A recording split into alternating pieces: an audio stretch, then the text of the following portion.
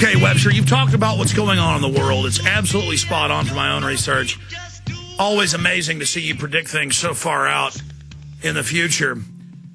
So let's look into the future. What do you see happening in the next year?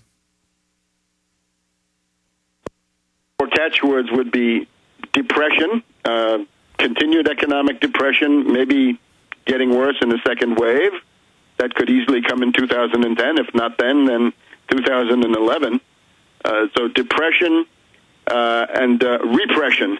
The repression is Obama. I put out some interviews. By the way, people can see all this or hear it at tarpley.net. I finally got my website upgraded. So if you haven't seen it, the upgrades went up just a little bit before Christmas. So if people haven't looked at it, please do take a look, tarpley.net. The idea being the comparison of Obama to Woodrow Wilson, a pedant, an elitist, a professor. Woodrow Wilson ran for president in 1916. He was, of course, a Morgan puppet. He had been put into office by J.P. Morgan, who got rid of William Howard Taft to open the way for Woodrow Wilson. Right, this is where we get the Federal Reserve System and a whole lot of other bad things. And he ran on this. He kept us out of war. Right, don't get into World War I. So he wins the election in 1916 and then turns around. As soon as he's back in office, within a month, he wants to declare war on Germany, which he does do. And then he passes the Espionage Act and the Sedition Act and throws a couple of thousand people in jail. It's light years, orders of magnitude beyond Bush-Cheney. The worst civil liberties emergency in the U.S. since the Civil War, and that's Woodrow Wilson. So you have Obama, lots of parallels, right? A Wall Street puppet, Morgan puppet, pretty much, runs with this very, very vague anti-Iraq war profile, although there was also the pledge to escalate Afghanistan. Obama is now losing his base. The black community, the people over at the Black Agenda Report in particular, are up in arms, and they're gaining in influence because the black unemployment is sky high, and Obama refuses to do anything.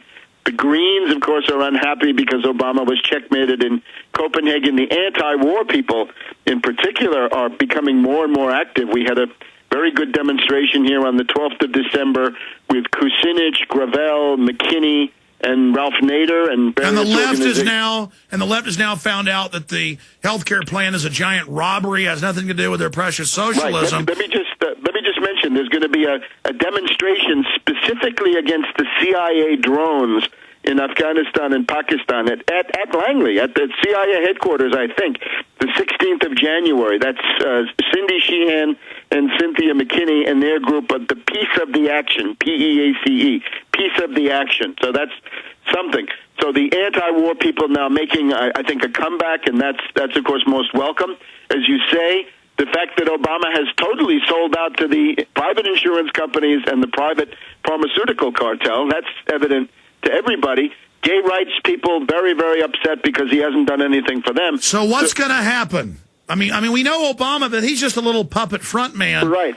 Okay. So now, I'm not really too worried about what he's doing. By the way, in terms of attacks on governments, right, along with the Pope getting tackled, Chirac getting indicted, Berlusconi getting smashed in the face, look at what happened to Obama. 2 people led into the White House, two separate incidents where people waltzed right in. It's a way for the rogue network to say to Obama, follow orders because we can get you anytime. You think that's what the message is? I think that was the message of those 2 adventurers who came into the state dinner with All right, Manmo but Webster, and in the little bit of time we've got left, specifically, what do you see with the economy? What do you see with the military next year? Stay with us.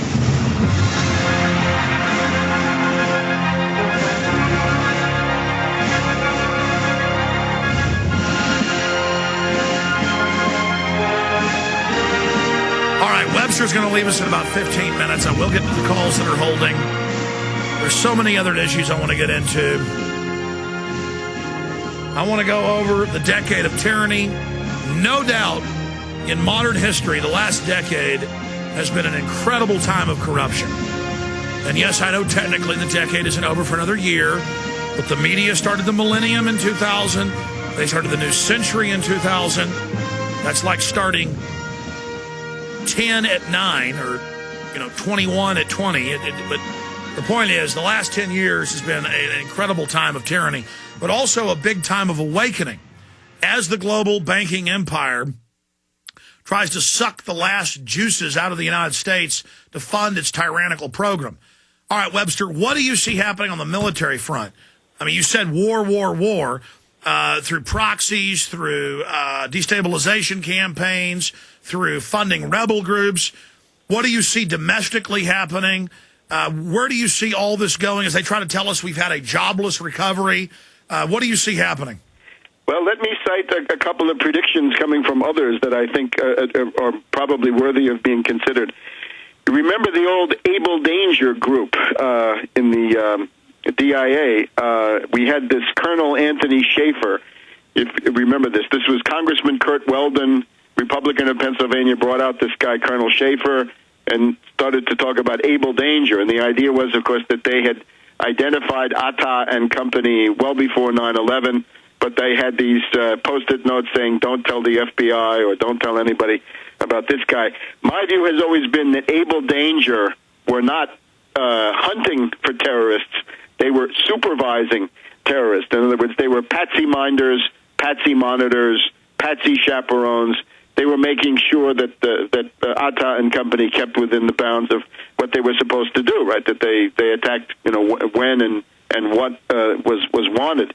Anyway, Colonel Schaefer was on the Jerry Doyle radio talk show yesterday. This guy's sort of a moderate reactionary to neocon. And Colonel Schaefer basically said, well, we haven't connected the dots again, right? We don't connect the dots. The agencies don't talk to each other. It's all bureaucracy. The usual nonsense, right, to hide the obvious fact that these are protected patsies. Punish us with more power and funds and get rid of your whole Bill of Rights, slit your wrist, feed the blood directly into our mouths, and maybe we'll save you from the deadly underwear bomber. Right. So Colonel Schaefer says, I don't think we'll ever wake up until a 10-kiloton bomb goes off in an American city. So that's his view of the years ahead. I would also add, it doesn't have to necessarily be in the U.S. There are some signs that might suggest someplace else. Of course, Europe is always a big field of activity, and if the goal is to get more European troops and more European money for places like Afghanistan, play Europe against Afghanistan and Pakistan, then that's certainly a possibility. As you say, the absurdity of the bureaucratic position is basically the more we fail, the more power we demand. And I would suggest the following. Janet Napolitano, alias Totalitariano, alias Incompetano, she should be fired or she should quit. We don't know whether she's incompetent or whether she's complicit, and we don't want to wait to find out. We want to get her out. Hillary Clinton at the State Department failed to pull the visa for this guy. Should be fired or made to quit. Leon Panetta at the CIA should be fired or made to quit because... But instead, we reward failure because they're really not failing. They pulled off a great false flag. Let me finish my list. Dennis Blair, the intelligence czar, the head of the National Counterterrorism Center that couldn't get this patsy's name onto the no-fly list, fire him. James Jones, the head of the National Security Council, overall responsible for all this stuff. No, we'll punish him with more power. Stay there. Resigned. And I have one other. Go ahead. That's John Brennan, Obama's in-house White House security advisor. Brennan, fire him too. No. We'll teach him. We'll give him more power because they really did a great job. I mean, we're not going to fire them for more drugs being on the street. That's their job.